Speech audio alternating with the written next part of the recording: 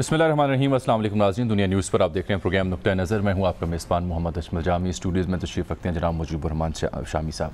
हम मुल्क की सियासत पर तो बात करते ही हैं, लेकिन पिछले 2 रोज़ से हमने कोशिश की है कि सिंध के कच्चे के इलाके में जो डाकुओं का राज है उसकी निशानदेही करें और ये सवाल उठाएं कि आखिर कानून उन तक क्यों नहीं पहुँच पा रहा। शेख रशीद साहब की जिम्मेदारी लगाई वज़ीर आज़म ने कि आप सिंध जाएँ, अमन व अमान की सूरत हाल का जायज़ा लें और रिपोर्ट दें। वो आज गए हुए थे, CM सिंध से, गवर्नर सिंध से और DG रेंजर से उनकी मुलाकात हुई। उसके बाद उन्होंने गुफ्तगू भी की। ये हम अंदरून सिंध कच्चे के इलाके का रोना रो रहे हैं, लेकिन यहाँ पंजाब में वज़ीर आला पंजाब जनाब उस्मान बुज़दार साहब का ज़िला DG खान, वहाँ पर छोटू गैंग कह लें या लाडी गैंग कह लें या चाकरी गैंग कह लें, ये गैंग यहाँ पर मुतहरिक है, उसका राज है। उन्होंने एक मुखबरी करने वाले शख्स की वीडियो जारी की जिस बेदर्दी से, बेरहमाना तरीके से उसकी नाक और बाजू काटे जा रहे हैं। ये सवाल निशान है पंजाब सरकार और पंजाब पुलिस के लिए। लेकिन यहाँ तो इस सूबे में DG खान में ऑपरेशन पर रेंजर्स को इस्तेमाल किया जा रहा है, सिंध में इन डाकुओं का कला कमा करने के लिए रेंजर्स का इस्तेमाल क्यों नहीं किया जा रहा। ये वो मौजूद है जिन पर तफसील से बात करेंगे। लेकिन सबसे पहले सर, मौलाना और शहबाज शरीफ साहब के दरमियान कल मुलाकात हो रही है, बड़ी अच्छी बात है। और ख़बर यह है कि इस मुलाकात में शहबाज शरीफ साहब मौलाना के साथ PDM में जो वापसी का मामला है पीपल्स पार्टी का, उस पर गौर करेंगे। और इस मुलाकात के बाद मौलाना नवाज शरीफ साहब से भी वीडियो या टेलीफोनिक गुफ्तगू कर सकते हैं कोई मामला फहमी के लिए। बड़ी अच्छी बात है। मौलाना फजलुर रहमान PDM के सरबराह हैं और शहबाज शरीफ साहब उसमें शामिल सबसे बड़ी जमात जो है मुस्लिम लीग नून, उसके सदर हैं। तो दोनों में मुलाकात होनी चाहिए। और टेलीफोन पर बात तो उनकी मैं ख्याल 1 रोज़ पहले भी हुई थी। और दरअसल जो PDM है और PTI है और मुस्लिम लीग नून है, वो एक ही मर्ज का शिकार मालूम हो रही है। वो मर्ज क्या है? वो दाखिली, अच्छा ठीक, इख्तिलाज कल्ब हो रहा है।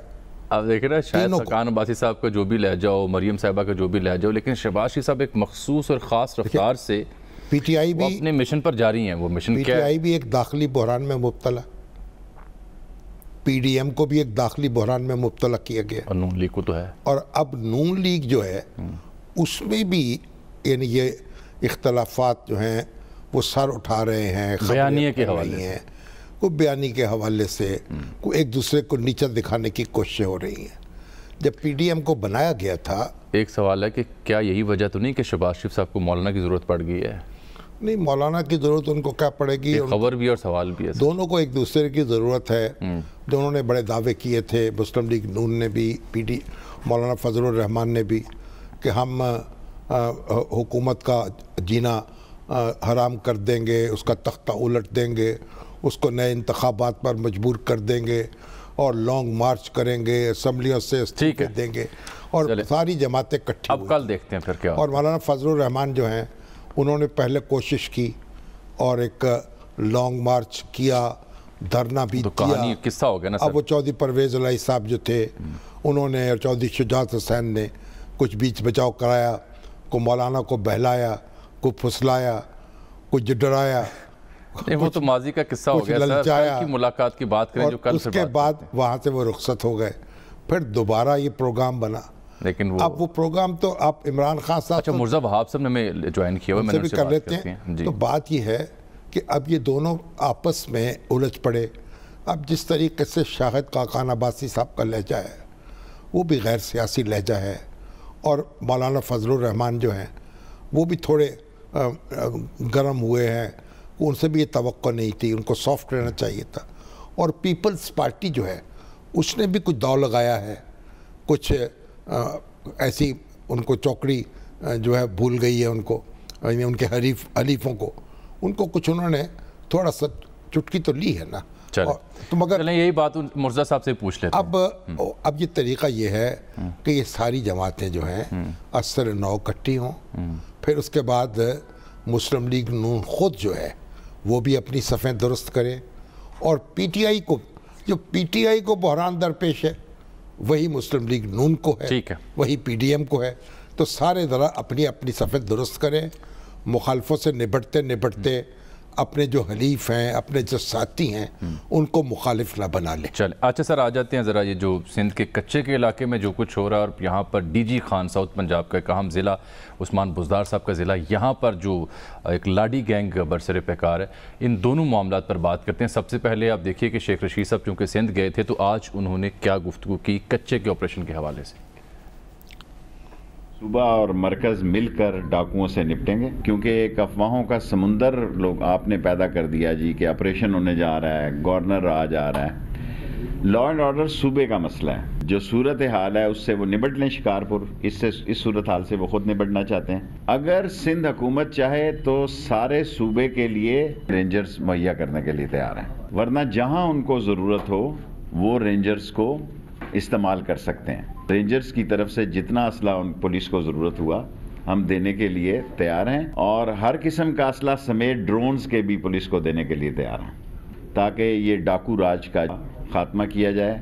मौले को मौला ना मारे तो मौला नहीं मरता।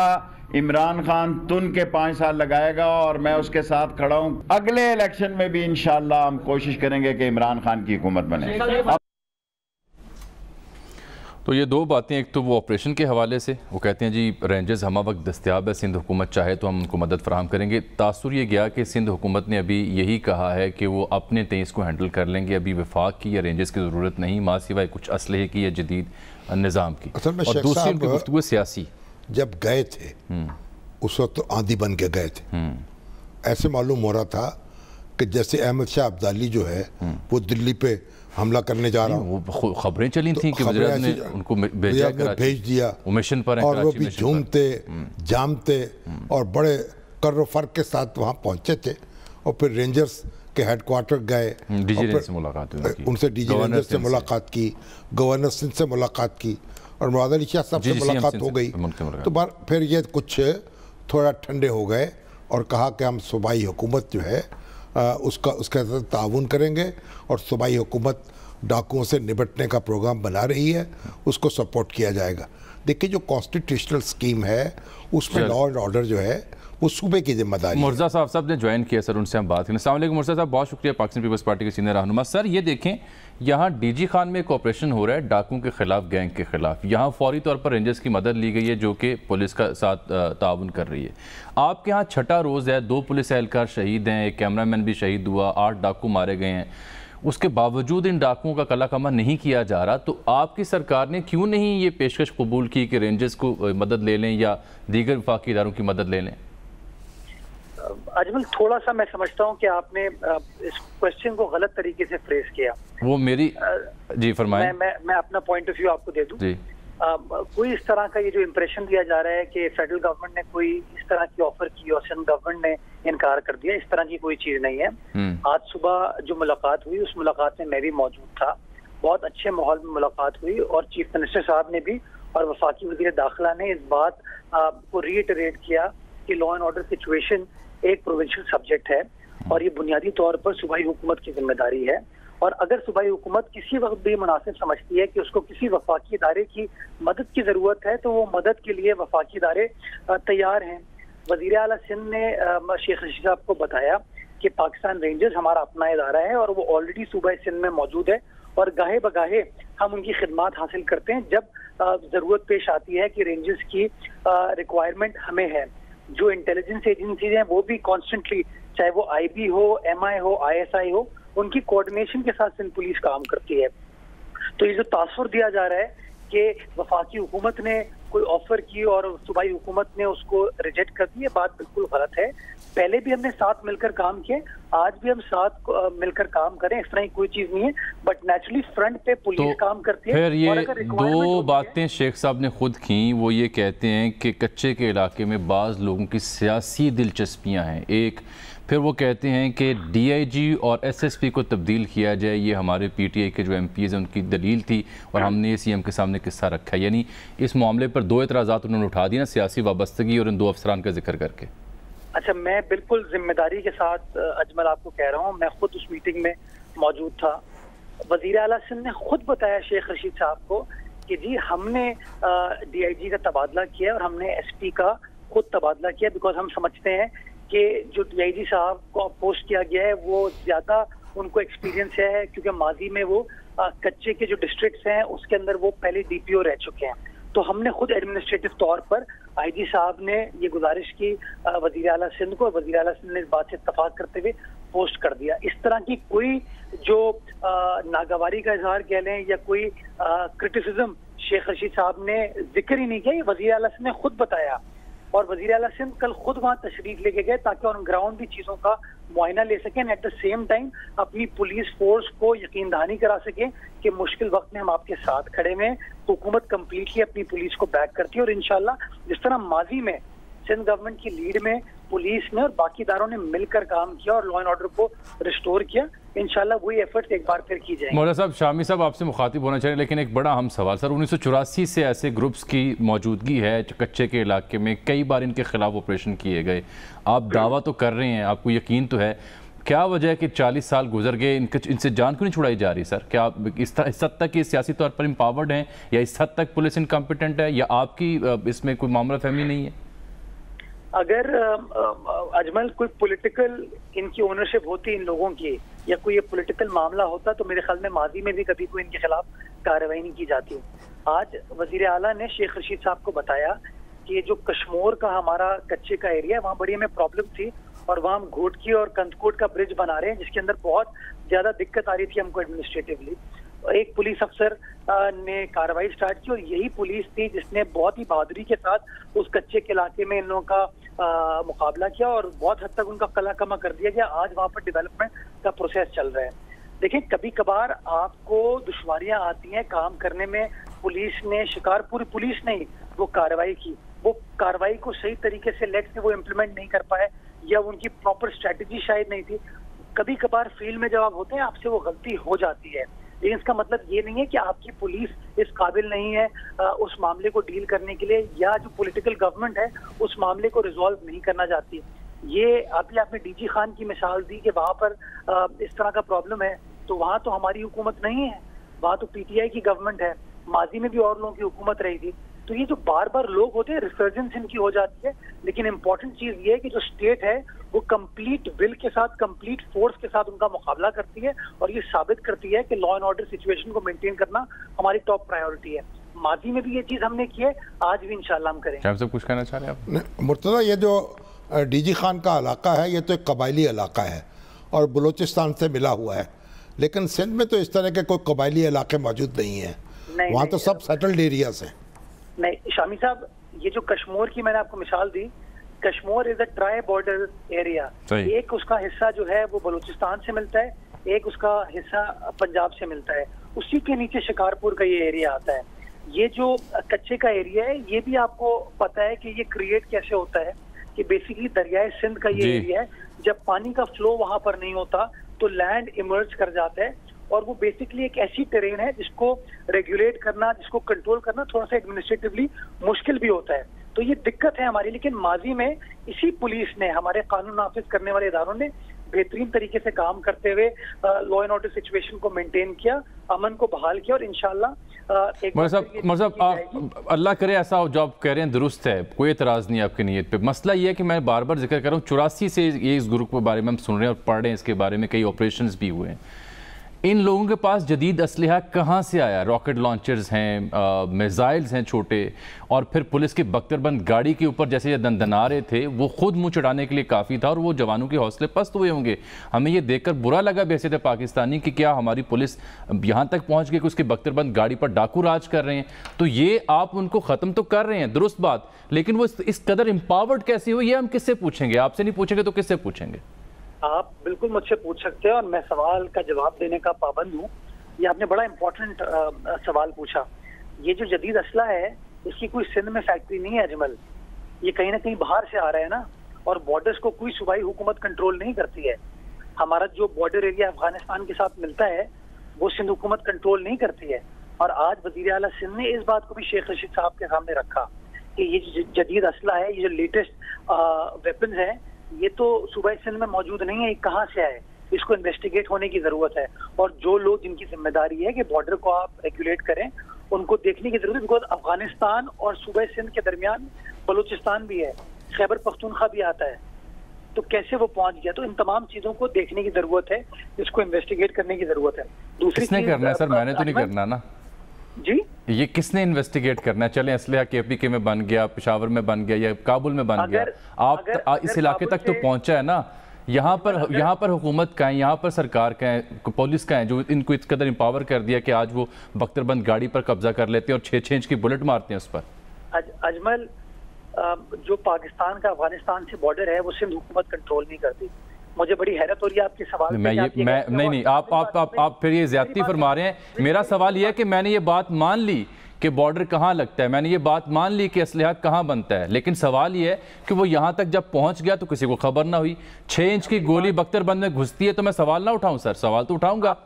आप सवाल उठाएं लेकिन जवाब तो सुने ना मेरा। जी, आप जवाब ही मुझे नहीं देने दे रहे। नहीं, आप मेरे सवाल को गलत कह रहे हैं कि आपका सवाल ठीक नहीं है, तो मैंने तो वजाहत करनी है सर आपसे मोहब्बत। जी आपको वजाहत का पूरा हक है, हमें जी बिस्मिल्लाह आपको दे रहा हूँ सर। मैं आपसे, आपको मेरी बात बुरी लगी, कोई बात नहीं, मुझे माफ कर दीजिएगा। बिस्मिल्लाह बड़े एहतराम के साथ पूरी सिंध की आवाम आपसे माफी मांगती है। नहीं, आप बिस्मिल्लाह बात कीजिए पूरी। आपने हैरत का इजहार कर रहे हैं कि वो शिकारपुर के कच्चे में क्यों कैसे पहुंच गया। मैं आपको गुजारिश ये कर रहा हूँ कि अफगानिस्तान के बॉर्डर से अगर अज्यूम करते हैं कि वो क्रॉस बॉर्डर वो चीज आई है, तो वहां से होते हुए एक सूबा दूसरा सूबा क्रॉस करके वो आए हैं। ये सवाल सिर्फ आप सिंध पुलिस से ना पूछें, बिल्कुल ठीक। ये सवाल आप पूछ सकते हैं शेख रशीद साहब से, बिल्कुल ठीक। सवाल आप पूछ सकते हैं बाकी जो मुताल्लिका सूबाई हुकूमतें उनके वज़राए बिल्कुल पूछेंगे के साथ। तो बिल्कुल मैं गुजारिश ये कर रहा हूँ कि ये डिपेंड करता है आपके ऊपर कि आप सिचुएशन को कैसे देखें। आपको याद होगा कि दहशतगर्द एक जमाने में पाकिस्तान के सेटल्ड एरियाज में आ गए थे, शुरुआत से उन्होंने पाकिस्तान का झंडा उतार दिया था, लेकिन हमारे अपने कानून नाफिज करने वाले इदारों ने फिर कार्रवाई की और अल्हम्दुलिल्लाह पाकिस्तान के झंडे को रिस्टोर किया गया। बिल्कुल ठीक, बिल्कुल। इस तरह की हमेशा शॉर्ट टर्म कभी कभार लॉसेज होते हैं, बट जो बहादुर कौमें होती हैं वो उनका सामना करती हैं। अब आप कोई खुलासा दीजिए ना, कब तक हम कला कमक कर पाएंगे, कब तक अच्छी खबर सुनेंगे कि एरिया क्लियर हो चुका है, मुकम्मल रिस्टोर हो चुकी है पुलिस के रेट इन इलाकों में? देखिए, जो स्ट्रेटेजी इस वक्त फॉर्म की गई है वो तो मैं आपके साथ टीवी पर शेयर नहीं कर सकता कि मैं दूसरों को भी पता चल जाए। एक कॉम्प्रिहेंसिव प्लान सिंध पुलिस ने बनाया है, तमाम कानून नाफिज करने वाले इदारों से कंसल्टेशन करने के बाद, हमारी जो इंटेलिजेंस एजेंसी है उनके साथ कंसल्टेशन करने के बाद, और पुलिस एक स्ट्रेटेजी के साथ आगे बढ़ी है एंड इंशाल्लाह you will see considerable progress in this regard. Murtaza, ये बताइए कि पानी का जो मसला है उसमें बड़ा एहतजाज हुआ है सिंध असेंबली में और बड़ी तकरीरें हुई हैं धुआंधार, तो क्या मुनासिब ना होता कि जो अदारे पानी की तकसीम के जिम्मेदार हैं पहले उनकी सतह पे बात कर ली जाती? ये शामी साहब आपने बड़ा अहम सवाल उठाया, थोड़ा सा मुझे टाइम दीजिएगा ये एक्सप्लेन करने के लिए। जी प्लीज। हमारा गिला ही यही है कि जो मुताल्लिका इदारे हैं वो अपना काम सही तरीके से नहीं कर रहे और हमारे पास वो नंबर्स नहीं है कि हम अपनी बात को वहां पर सही तरीके से कन्वे कर पाए। ये जो इरसा का तरीक़ेकार है, इस हवाले से जो 91 का वाटर अकॉर्ड है उसमें बहुत सारे हमारे एतराज़ात हैं सिंध हुकूमत के, बट उसके बावजूद चूंकि माजी की हुकूमतों ने इसको दस्तखत कर लिया था, उसकी पासदारी करना हम सब की जिम्मेदारी है। हमारा गिला ये है कि इवन वो जो 91 का वाटर अकॉर्ड है उसको सही तरीके से इंटरप्रेट नहीं किया जा रहा। वज़ीर आला सिंध मुराद अली शाह साहब ने काउंसिल ऑफ कॉमन इंटरेस्ट में इस मामले को उठाया शाहिद खाकान अब्बासी साहब की दौरे हुकूमत में, और उस जमाने में फैसला हुआ कि अटॉर्नी जनरल साहब की सरबराही में चारों सूबों के साथ एक कमेटी तश्कील दी जाएगी जो कि अपनी findings council of common interest को सबमिट करेगी। अब्बासी साहब की हुकूमत खत्म हो गई, फैसला नहीं हुआ। इमरान खान साहब की हुकूमत आ गई, उसमें नए अटॉर्नी जनरल साहब आ गए, फैसला नहीं हुआ। सिंध गवर्नमेंट बार बार इस चीज को एजिटेट करती रही। इवेंचुअली अनवर मंसूर खान साहब जब अटॉर्नी जनरल थे उन्होंने अपनी रिपोर्ट को फाइनलाइज करके रिपोर्ट को सबमिट कराया और उन्होंने सिंध हुकूमत के वर्जन की तायीद की कि सिंध के साथ इसमें ज्यादती हो रही है। अब हमारा गिला ये है कि बजाय इसके कि उस रिपोर्ट को काउंसिल ऑफ कॉमन इंटरेस्ट के अंदर टेबल किया जाता और उन चीजों को रेक्टिफाई किया जाता, वफाकी हुकूमत ने फैसला किया कि एक और कमेटी बना दी जाए जो मौजूदा अटॉर्नी जनरल है उनकी सरबराही में, ताकि इस मामले को वापस रिजॉल्व किया जाए। तो शामी साहब, हम तो लॉ अबाइडिंग लोग हैं, लॉ अबाइडिंग गवर्नमेंट है, जो हमारा कॉन्स्टिट्यूशनल राइट है हम हमेशा उस कॉन्स्टिट्यूशनल राइट को एक्सरसाइज करते हैं और कानूनी तरीके से करते हैं। बट अनफॉर्चुनेटली जो वफाकी हुकूमत का उसके अंदर रिस्पांस है वो इतना पॉजिटिव या इतना फोर्थकमिंग नहीं होता। मगर फिर मैं आपके साथ वो रिपोर्ट शेयर कर सकता हूँ। रिपोर्ट में सिंध गवर्नमेंट की रिजर्वेशंस को जरूर कीजिएगा, शेयर कीजिएगा ताकि हम उसे हाईलाइट भी करें। जो भी आपकी ग्रीवेंस है फिर आप सुप्रीम कोर्ट जा सकते हैं, क्योंकि वो भी तो ये सुप्रीम कोर्ट की भी तो ये फ़राइज़ में शामिल है ना कि सूबों के दरमियान तनाज़ात जो है उनका तस्फिया भी करे। शामी साहब, हमने एक फैसला किया है बहैसियत गवर्नमेंट के कि जो पॉलिटिकल मामलात होते हैं, पॉलिटिकली एडमिनिस्ट्रेटिव मामलात होते हैं, उनको बजाय इसके कि आप अदालत के जरिए हल करें, उसको आप पॉलिटिकल डायलॉग के जरिए हल करें। और उसका बेहतरीन फोरम जो है आपकी सूबाई असेंबलियां हैं, कौमी असेंबली है, सेनेट है, जहां पर अवामी नुमाइंदे बैठे होते हैं। तो वो अवामी नुमाइंदे फ्लोर ऑफ दी असेंबली पे अपने अवाम के रिजर्वेशन को पेश कर रहे हैं। तो सिंध असेंबली के मेंबरान ने उन रिजर्वेशन को पेश किया और मैं उम्मीद ये करूंगा कि प्राइम मिनिस्टर साहब उन रिजर्वेशन को सुनते हुए उस मामले को रिजॉल्व करें। और वो जो अटॉर्नी जनरल साहब की रिपोर्ट की मैं बात करूं, उस रिपोर्ट को मंगवा कर पढ़ लें, उसको देख लें, तो उनको भी अंदाजा हो जाएगा कि सिंध के जो एमपीएस बात कर रहे हैं, जो पीपल्स पार्टी के लीडरान बात कर रहे हैं, वो बिल्कुल हकाइक पर मबनी है। मगर मुर्तजा इस वक्त तो गैर मामूली हालात है ना, क्योंकि मौसम जो है गर्म नहीं हुआ और ग्लेशियर नहीं पिघले, पानी जो है कम है, पिछले दर्जे तक दरियाओं में, डैम्स में भी पानी जो है ना जी बहुत जखीरा जो किया गया है। उसमें भी जो 1991 का रिकॉर्ड वाटर रिकॉर्ड है, उसमें लिखा हुआ है कि पानी में जो शॉर्टफॉल होगा ना, उसको किस तरह शेयर किया जाएगा। बिल्कुल, वो भी उस तरीके से शेयर नहीं किया जा रहा अनफॉर्चुनेट। नंबर 1। नंबर 2, हमारा गिला ये कि ग्लोबल वार्मिंग, क्लाइमेट चेंज के सारे असरात जो है वो सिर्फ टेल एंड वालों को क्यों मिलते हैं। हमारी इस वक्त जो जमीन है ठट्टा बदीन की फर्टाइल जमीन, वो समंदर बोझ होती जा रही है, बिकॉज सही पानी क्वांटम का जो है वो मगर पंजाब के वजीर आला तो इस बात को तस्लीम नहीं कर रहे ना, वो तो ये कह रहे हैं कि आपका नुक्ता नजर दुरुस्त नहीं है। अच्छा, मैं इसकी एक सिर्फ इसकी एक दूसरी मिसाल आपको दे दूं।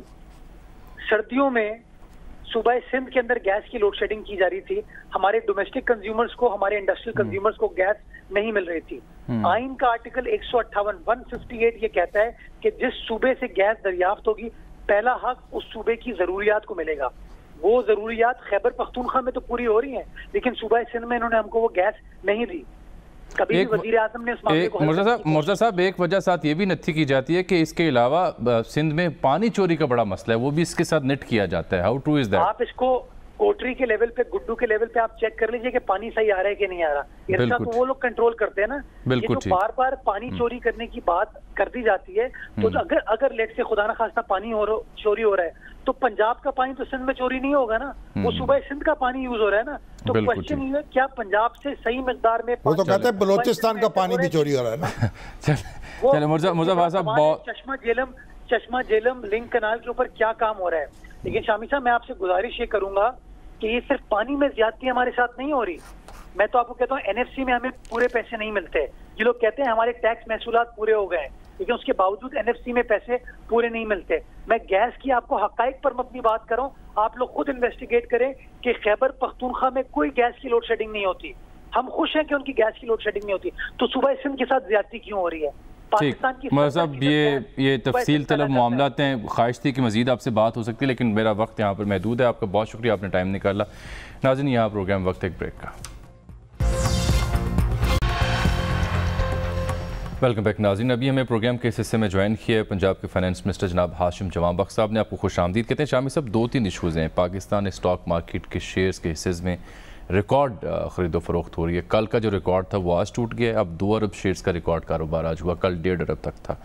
फिर अचानक ग्रोथ रेट 3.9 तक जाने की नवीस सुना दी गई। हालांकि शौकत तरीन साहब ओहदा संभालने से 1 माह पहले तक ये फरमा रहे थे कि मईशत का बेड़ा गर्क हो रहा है। तो ये जो मामलात हैं, ये अचानक 1 माह के अंदर अंदर ऐसी कौन सी करिश्माती तब्दीली आई है कि माशाल्लाह सब कुछ ही ट्रैक पे चल रहा है और स्टॉक एक्सचेंज भी बेहतर हो रही है, ग्रोथ रेट भी यहाँ आ गई है। तो हाशिम जमां बख्श साहब से बात करेंगे। वकील लेडी साहब जो हैं, हाँ, वो भी कह चुके हैं। नहीं, वो कहते हैं इससे ज्यादा की प्रेडिक्शन, हाँ, ज्यादा वो कहते हैं 4 तो कुछ नहीं, मजीद आगे बढ़ेंगे, मजीद आगे जाएगी। तो हाशिम साहब अस्सलाम वालेकुम। नहीं, पहले मैं शौकत तरीन साहब को बयान ना सुना दूं, हाशिम साहब को भी उनको पता होगा। हाशिम साहब आपको वेलकम करते हैं। पुराना बयान क्या नया? पुराना, वो देख लीजिए क्या कह रहे हैं हाशिम साहब, बहुत पुराना आपके लिए।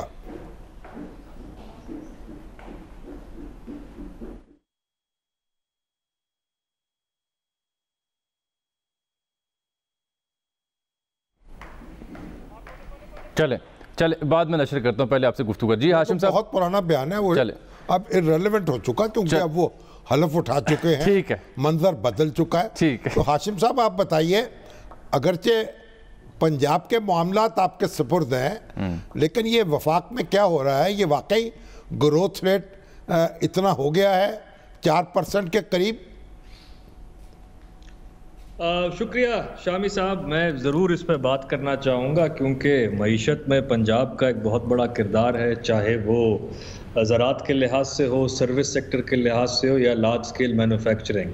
तो पंजाब ने तो और फेडरल गवर्नमेंट ने जो 1 साल पहले जो चीज़ें की थी वो नज़र आ रही हैं अब सामने। हमने बाकी मुल्कों से बेहतर इकोनॉमिक पैकेज दिया, स्टेट बैंक के साथ मिलके तनख्वाहों के लिए अलग लोन दिए, रीफाइनेंसिंग की अलग फैसिलिटी दी, इंटरेस्ट रेट्स और कम किए।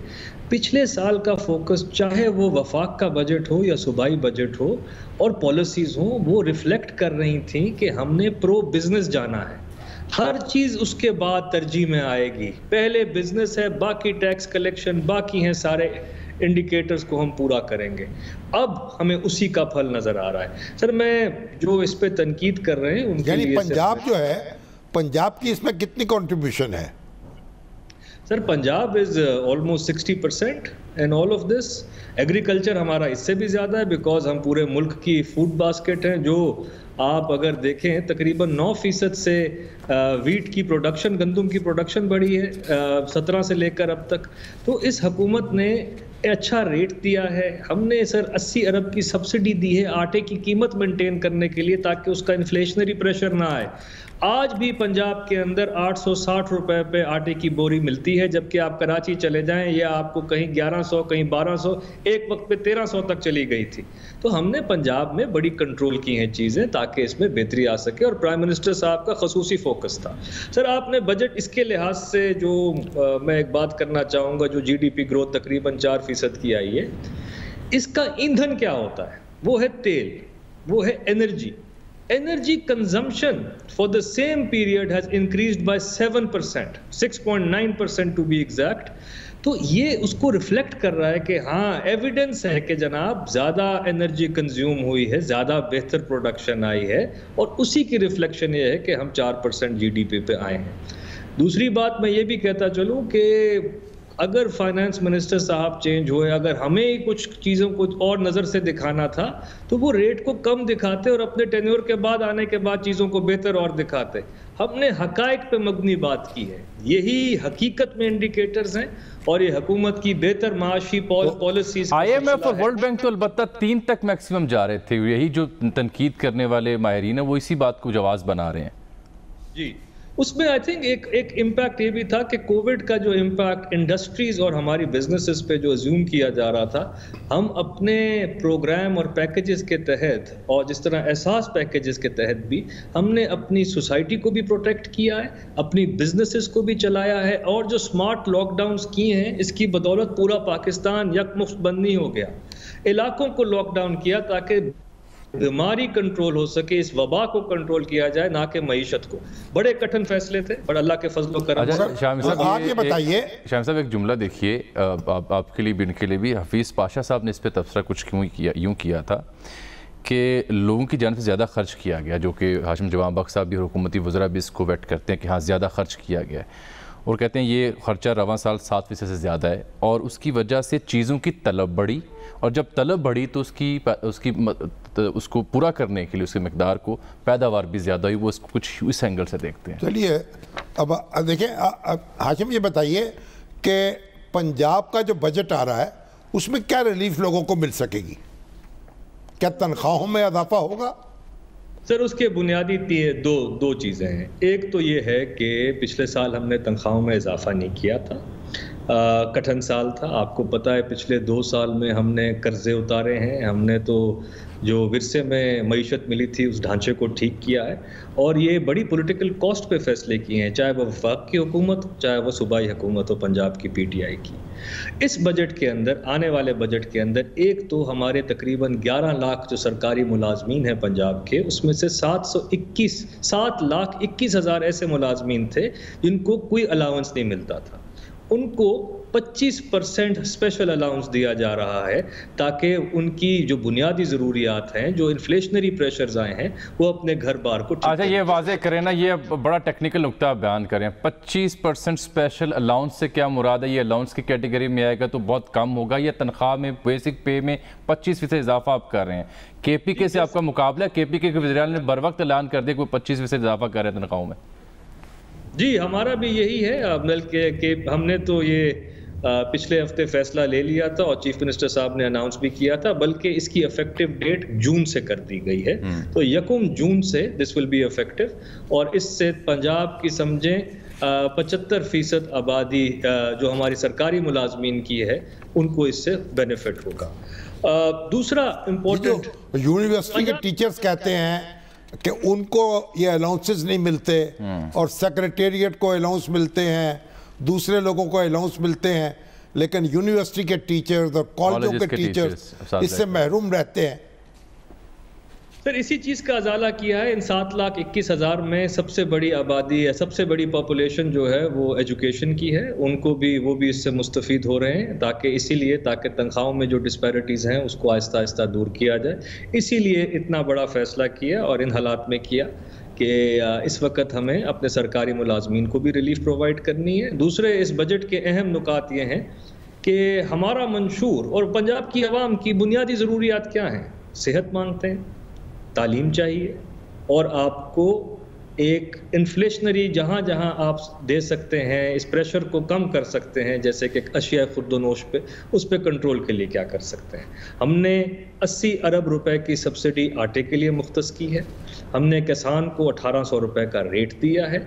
आने वाले बजट के अंदर हम पूरे पंजाब के अंदर हेल्थ इंश्योरेंस को नाफिज करने जा रहे हैं, जो इस कैलेंडर ईयर 2021 के आखिर तक पूरे पंजाब की 11 करोड़ आवाम के लिए आम होगी। अभी हमने हाल ही में बल्कि 2 डिविजन्स को मुकम्मल तौर पे हेल्थ इंश्योरेंस प्रोवाइड कर दी है।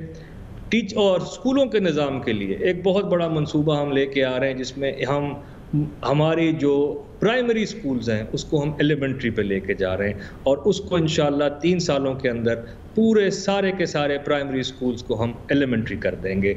Major upgradations of all educational institutions of Punjab. ये हमारे 3 बुनियादी नुकात हैं। हाशिम साहब, आपका ताल्लुक साउथ पंजाब से है, अगरचे आप भी डेरा गाजी खां से तो दूर हैं, लेकिन वहाँ के कबायली इलाकों में ये जो गैंग दंदना रहे हैं, जो डाकू जो है सरेआम लोगों को कत्ल कर रहे हैं, बुज़दार साहब के शहर करार देकर, बुज़दार साहब का शहर है डीजी खान, ये लॉ एंड ऑर्डर भी तो कोई आपकी जिम्मेदारी है।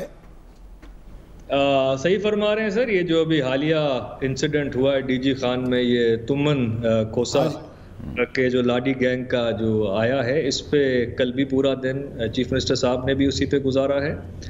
मैं आपको ये बताता चलूं कि हमारा होम डिपार्टमेंट हो, हमारी पुलिस हो, एक तो वहाँ पे बहुत अरसे से कोई भर्तियां भी नहीं हुई थी। हमने तो बॉर्डर पेट्रोलिंग के लिए दोबारा से चेक पोस्ट हैं वहाँ की। सब इंशाल्लाह किसी और नशिस्त पर ये मौजूद उठा रखते हैं। आपका बहुत शुक्रिया, अपने वक्त दिया। नाज़रीन, यहाँ वक्त हुआ चाहता है प्रोग्राम में एक ब्रेक का। नाज़रीन, इसके साथ ही आज के प्रोग्राम वक्त यहाँ ख़त्म हुआ चाहता है। आपसे मुलाकात अगले प्रोग्राम में, तब तक के लिए अल्लाह हाफ़िज़।